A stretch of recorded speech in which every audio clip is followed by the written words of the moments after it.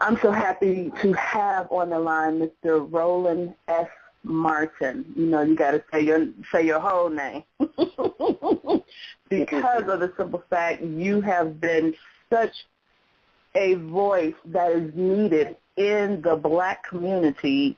And I mean, what comes out of your mouth, I don't care if you're talking about scandal or if you're talking about political issues, it's just so profound.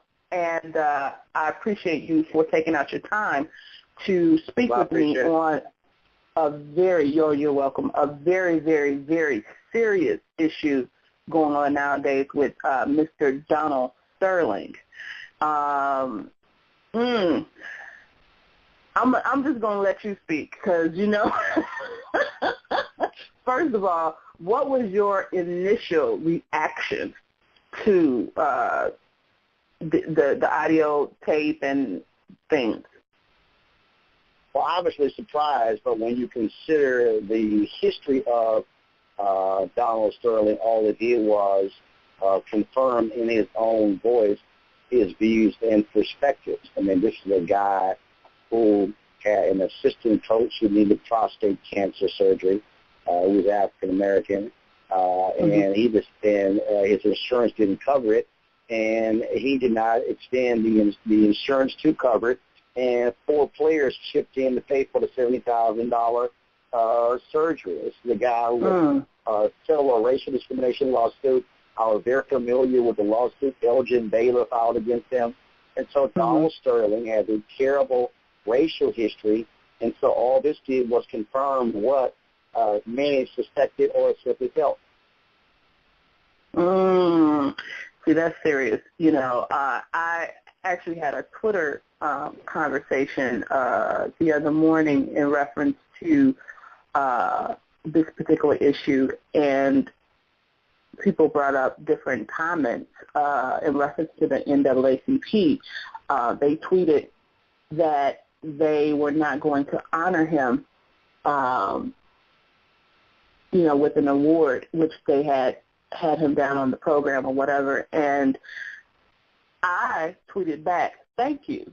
Not that I was condoning the undercurrent of the situation, but that I was saying thank you, you know, like, yeah, duh, you know.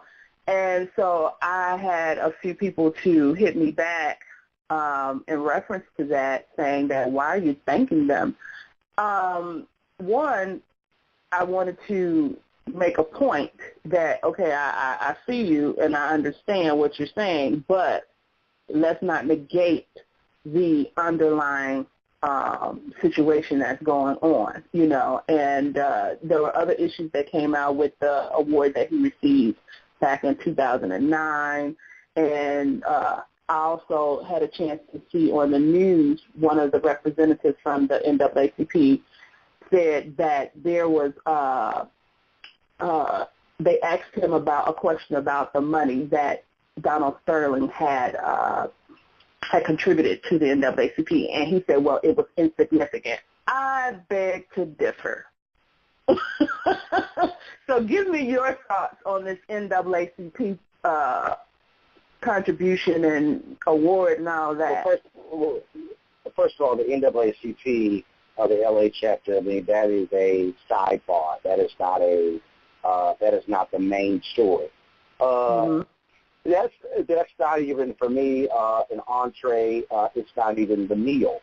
And so clearly there was a monetary reason for that they decided to give the award. The second time they presented Donald Sterling a Lifetime Achievement Award, I think they clearly have egg on their face because, and remember, this is a local decision.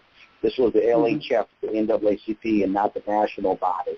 Gotcha. So clearly they didn't do their due diligence, and now they're having to pay for it because of all of this criticism of them as an organization. Right. So that's simply where they stand, and what doesn't make sense is the rationale that they've given.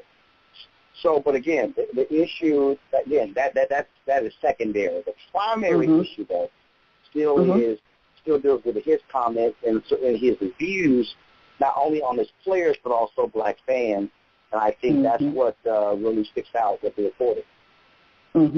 Definitely. And the expression that the team members made the other night before the game when they came out and they threw their jerseys in the center of the court and turned their regular jerseys inside out. What do you think about that? Well, I mean, they were contemplating multiple gestures, whether it was wearing black socks and black armbands, whether it was not playing. There are multiple things, and so they decided on that. And you see how other NBA squads are standing in solidarity with them, and that's really what matters. And I think that the players are in a very difficult position. Because these are individuals who are assembled to win a championship. These are guys who have always who have been waiting their whole careers. These are guys who desire to hold that trophy, that Davey O'Brien trophy that they all desire. So I understand that. But I think that the players have also said is that this is also a bigger and broader issue because it is. The level of institutional and structural racism that we still see exist in America. And in this being a broader issue, what do you believe? Because I was, like I said, I heard on the news as well that the NBA, by being a privately held company, that they're not at liberty. Well, first of all, they are the NBA. The NBA is controlled by 31 owners. Those owners hire staff. So Adam Silver is the commissioner of the NBA, but he works for those 31 owners, and those are 31 individual businessmen. So that's what the NBA is. Okay, thank you for that clarification.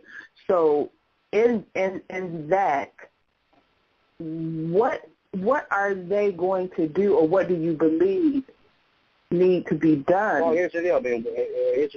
We're going to know at 2 p.m. When Adam Silver holds his news conference and explains exactly what his decision is. So, frankly, we'll know in 45 minutes. Okay, great. Definitely will tune into that. Also, you have your morning show and your radio show, and you deal with some very intricate issues in the black community. Tell us about your shows. Well, first of all, our 3-hour-day syndicated radio show, in the final hour, it airs on radio and television. It's News One now. Of course, on the TV side, it's the only daily morning show targeting African Americans and presenting the news from a black perspective. And so, it's been a great 6 months as we have been building the show, that we have been generating some great content for the show, and it certainly is something that is different and needed in the marketplace. Okay. And what your broad issue or your broad mission is to address the community, the black community. But what are some of the specific things? The mission is very clear, and that is to provide the kind of information that can empower and enlighten our viewers, and that whether you're talking about news, politics, sports, culture, finance, health, it's all about providing them information that is going to make their lives much better. Great. And also, you just did a commencement, right? Graduation commencement? This is probably the 4th or 5th year in a row that I've done commencement speech for College University. I did Lane College in Jackson, Tennessee on Sunday, and then in a couple of weeks I'll be speaking doing the commencement speech at Langston University.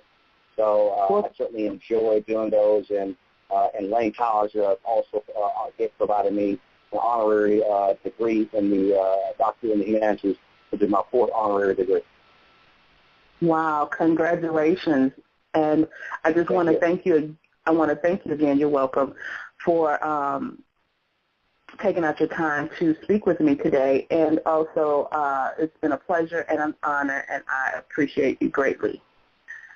All right. Thanks so much. All right. Have a great day. Bye-bye. Take care. Thank you. Bye-bye.